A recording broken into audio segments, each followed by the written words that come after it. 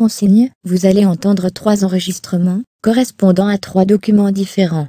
Pour le premier et le deuxième document, vous avez 1 minute de pause pour lire les questions, une première écoute, puis 10 secondes de pause pour répondre aux questions, une seconde écoute, puis 30 secondes de pause pour compléter vos réponses. Pour répondre aux questions, cochez X, la bonne réponse, ou écrivez l'information demandée. Exercice 1. Vous écoutez une conversation. Lisez les questions. Écoutez le document, puis répondez.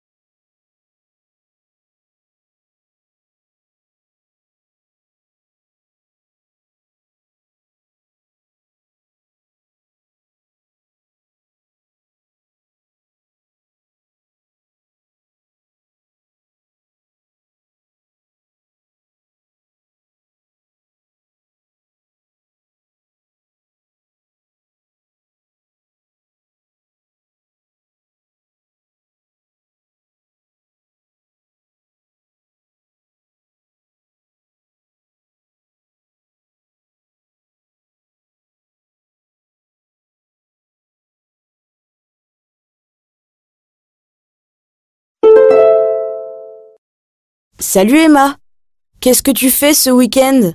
Salut Jules! Je vais au festival du film de voyage et d'aventure. Ah oui? C'est quoi exactement? Ça existe depuis 3 ans et c'est sur 3 jours.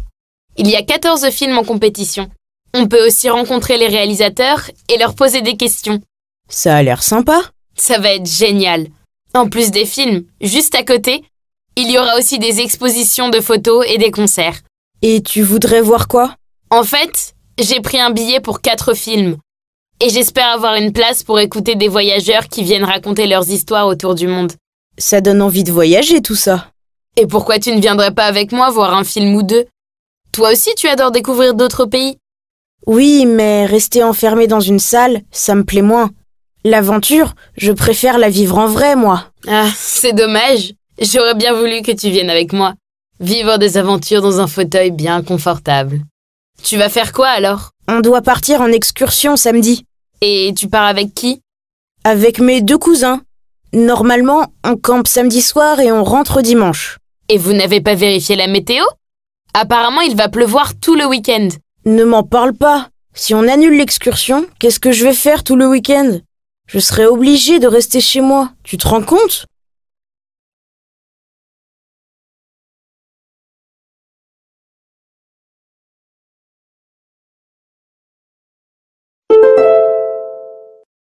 Salut Emma, qu'est-ce que tu fais ce week-end? Salut Jules! Je vais au festival du film de voyage et d'aventure. Ah oui? C'est quoi exactement? Ça existe depuis 3 ans et c'est sur 3 jours.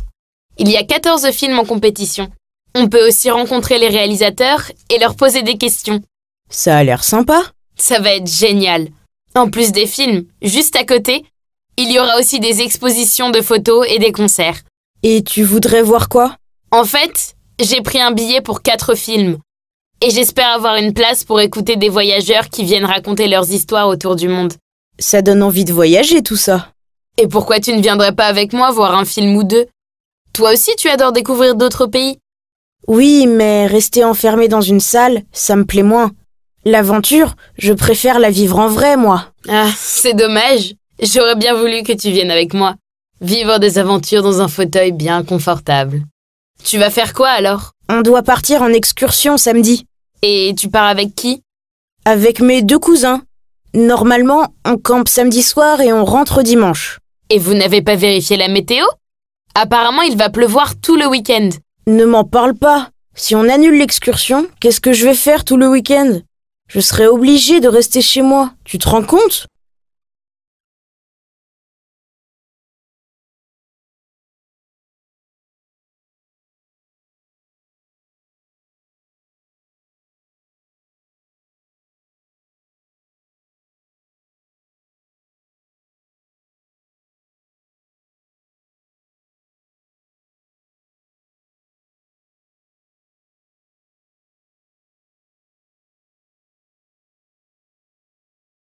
Exercice 2.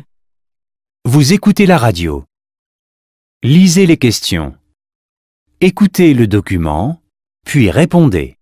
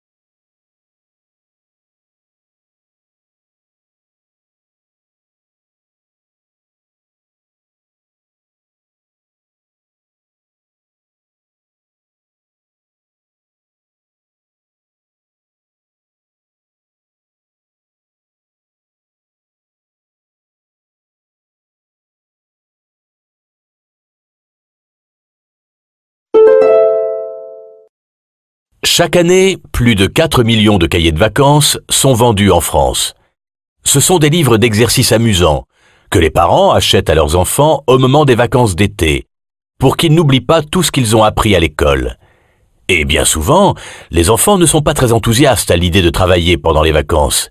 Ils ont déjà travaillé pendant 10 mois, alors quand on leur demande, ils disent qu'ils peuvent quand même bien avoir 2 mois de repos. Alors qui a eu l'idée de prolonger l'école ?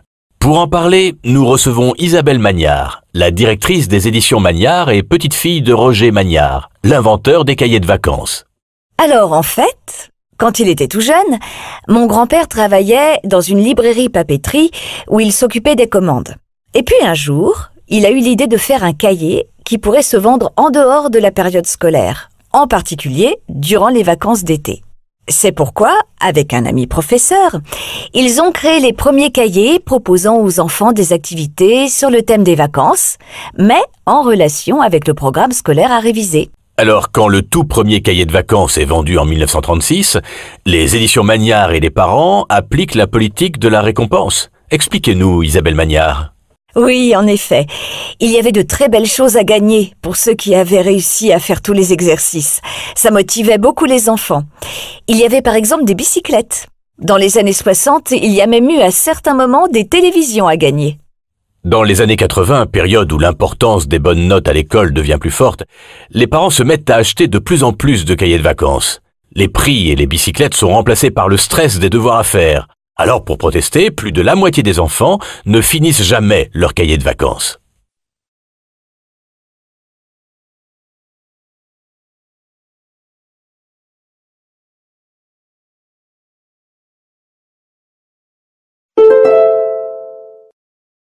Chaque année, plus de 4 millions de cahiers de vacances sont vendus en France. Ce sont des livres d'exercices amusants que les parents achètent à leurs enfants au moment des vacances d'été, pour qu'ils n'oublient pas tout ce qu'ils ont appris à l'école. Et bien souvent, les enfants ne sont pas très enthousiastes à l'idée de travailler pendant les vacances. Ils ont déjà travaillé pendant 10 mois, alors quand on leur demande, ils disent qu'ils peuvent quand même bien avoir 2 mois de repos. Alors qui a eu l'idée de prolonger l'école ? Pour en parler, nous recevons Isabelle Magnard, la directrice des éditions Magnard et petite-fille de Roger Magnard, l'inventeur des cahiers de vacances. Alors en fait, quand il était tout jeune, mon grand-père travaillait dans une librairie papeterie où il s'occupait des commandes. Et puis un jour, il a eu l'idée de faire un cahier qui pourrait se vendre en dehors de la période scolaire, en particulier durant les vacances d'été. C'est pourquoi, avec un ami professeur, ils ont créé les premiers cahiers proposant aux enfants des activités sur le thème des vacances, mais en relation avec le programme scolaire à réviser. Alors, quand le tout premier cahier de vacances est vendu en 1936, les éditions Magnard et les parents appliquent la politique de la récompense. Expliquez-nous, Isabelle Magnard. Oui, en effet. Il y avait de très belles choses à gagner pour ceux qui avaient réussi à faire tous les exercices. Ça motivait beaucoup les enfants. Il y avait par exemple des bicyclettes. Dans les années 60, il y a même eu à certains moments des télévisions à gagner. Dans les années 80, période où l'importance des bonnes notes à l'école devient plus forte, les parents se mettent à acheter de plus en plus de cahiers de vacances. Les prix et les bicyclettes sont remplacés par le stress des devoirs à faire. Alors pour protester, plus de la moitié des enfants ne finissent jamais leur cahier de vacances.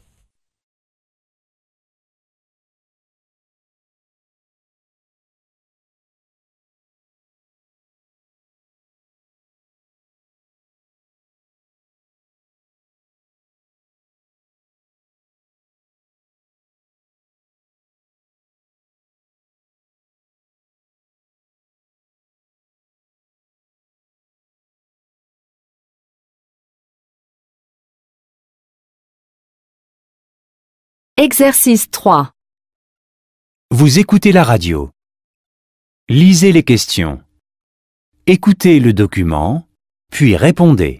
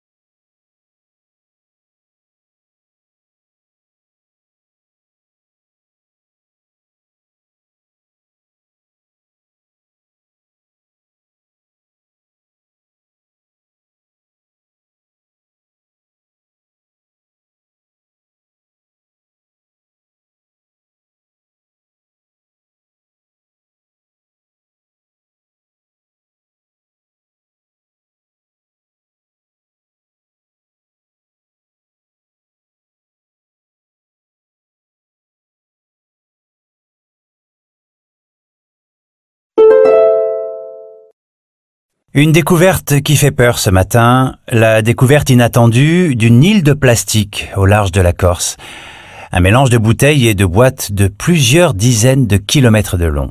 Cette information vous surprend peut-être, vous qui écoutez la radio. C'est en tout cas le thème de votre chronique du jour, Virginie Legui. Oui, cette île découverte récemment est composée de milliers de tonnes de plastique qui se sont accumulés avec les courants d'eau de mer. Ces déchets, ce sont nos poubelles de tous les jours. Des bouteilles, des boîtes, des sacs qui se promènent dans la mer. D'après les spécialistes, ces plastiques finissent dans la nature et la polluent gravement.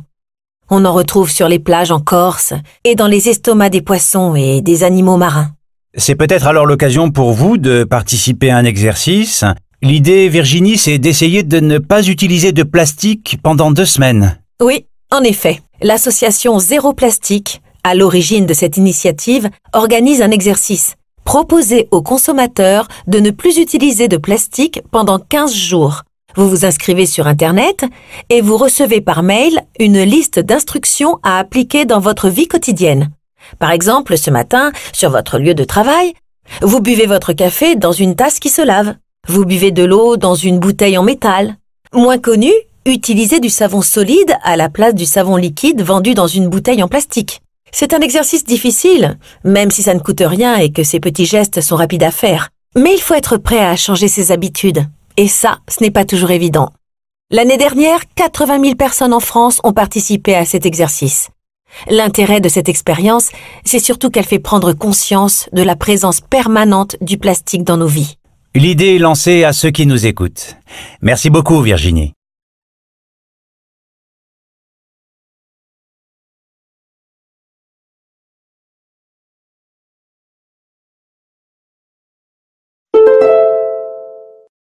Une découverte qui fait peur ce matin, la découverte inattendue d'une île de plastique au large de la Corse. Un mélange de bouteilles et de boîtes de plusieurs dizaines de kilomètres de long. Cette information vous surprend peut-être, vous qui écoutez la radio. C'est en tout cas le thème de votre chronique du jour, Virginie Legui. Oui, cette île découverte récemment est composée de milliers de tonnes de plastique qui se sont accumulés avec les courants d'eau de mer. Ces déchets, ce sont nos poubelles de tous les jours. Des bouteilles, des boîtes, des sacs qui se promènent dans la mer. D'après les spécialistes, ces plastiques finissent dans la nature et la polluent gravement. On en retrouve sur les plages en Corse et dans les estomacs des poissons et des animaux marins. C'est peut-être alors l'occasion pour vous de participer à un exercice. L'idée, Virginie, c'est d'essayer de ne pas utiliser de plastique pendant 2 semaines. Oui, en effet. L'association Zéro Plastique, à l'origine de cette initiative, organise un exercice. Proposer aux consommateurs de ne plus utiliser de plastique pendant 15 jours. Vous vous inscrivez sur Internet et vous recevez par mail une liste d'instructions à appliquer dans votre vie quotidienne. Par exemple, ce matin, sur votre lieu de travail, vous buvez votre café dans une tasse qui se lave. Vous buvez de l'eau dans une bouteille en métal. Moins connu, utilisez du savon solide à la place du savon liquide vendu dans une bouteille en plastique. C'est un exercice difficile, même si ça ne coûte rien et que ces petits gestes sont rapides à faire. Mais il faut être prêt à changer ses habitudes. Et ça, ce n'est pas toujours évident. L'année dernière, 80 000 personnes en France ont participé à cet exercice. L'intérêt de cette expérience, c'est surtout qu'elle fait prendre conscience de la présence permanente du plastique dans nos vies. L'idée est lancée à ceux qui nous écoutent. Merci beaucoup, Virginie.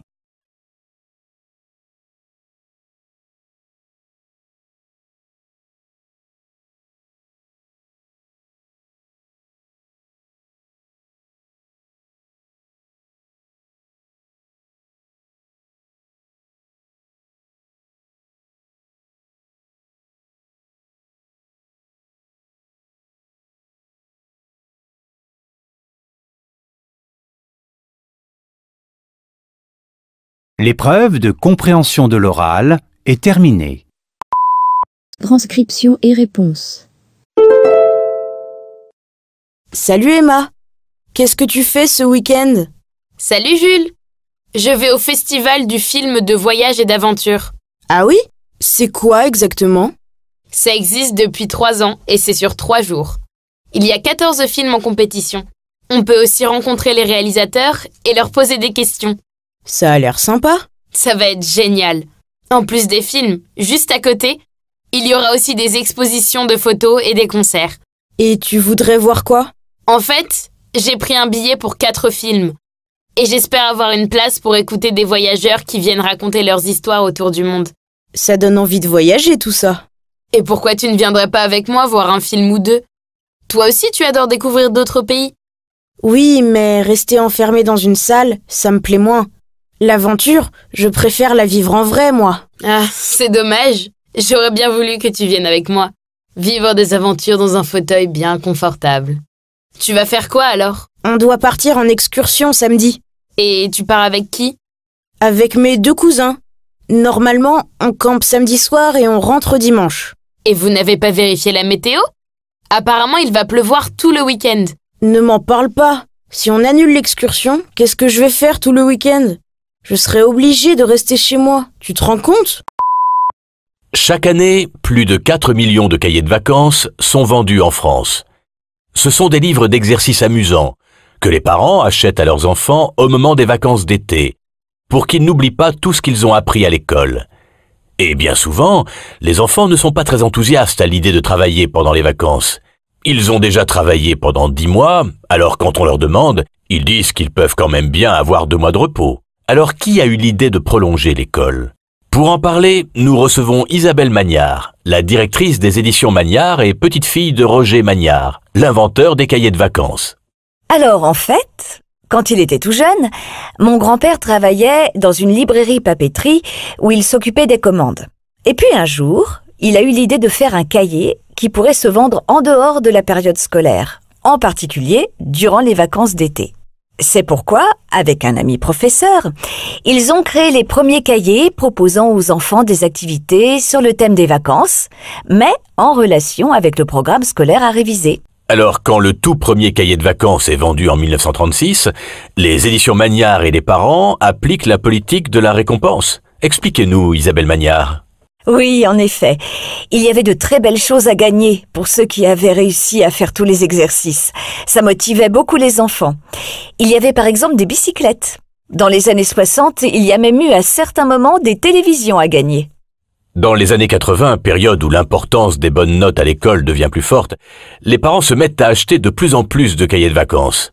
Les prix et les bicyclettes sont remplacés par le stress des devoirs à faire. Alors pour protester, plus de la moitié des enfants ne finissent jamais leur cahier de vacances. Une découverte qui fait peur ce matin, la découverte inattendue d'une île de plastique au large de la Corse. Un mélange de bouteilles et de boîtes de plusieurs dizaines de kilomètres de long. Cette information vous surprend peut-être, vous qui écoutez la radio. C'est en tout cas le thème de votre chronique du jour, Virginie Legui. Oui, cette île, découverte récemment, est composée de milliers de tonnes de plastique qui se sont accumulés avec les courants d'eau de mer. Ces déchets, ce sont nos poubelles de tous les jours. Des bouteilles, des boîtes, des sacs qui se promènent dans la mer. D'après les spécialistes, ces plastiques finissent dans la nature et la polluent gravement. On en retrouve sur les plages en Corse et dans les estomacs des poissons et des animaux marins. C'est peut-être alors l'occasion pour vous de participer à un exercice. L'idée, Virginie, c'est d'essayer de ne pas utiliser de plastique pendant 2 semaines. Oui, en effet. L'association Zéro Plastique à l'origine de cette initiative, organise un exercice. Proposez aux consommateurs de ne plus utiliser de plastique pendant 15 jours. Vous vous inscrivez sur Internet et vous recevez par mail une liste d'instructions à appliquer dans votre vie quotidienne. Par exemple, ce matin, sur votre lieu de travail, vous buvez votre café dans une tasse qui se lave. Vous buvez de l'eau dans une bouteille en métal. Moins connu, utilisez du savon solide à la place du savon liquide vendu dans une bouteille en plastique. C'est un exercice difficile, même si ça ne coûte rien et que ces petits gestes sont rapides à faire. Mais il faut être prêt à changer ses habitudes. Et ça, ce n'est pas toujours évident. L'année dernière, 80 000 personnes en France ont participé à cet exercice. L'intérêt de cette expérience, c'est surtout qu'elle fait prendre conscience de la présence permanente du plastique dans nos vies. L'idée est lancée à ceux qui nous écoutent. Merci beaucoup, Virginie.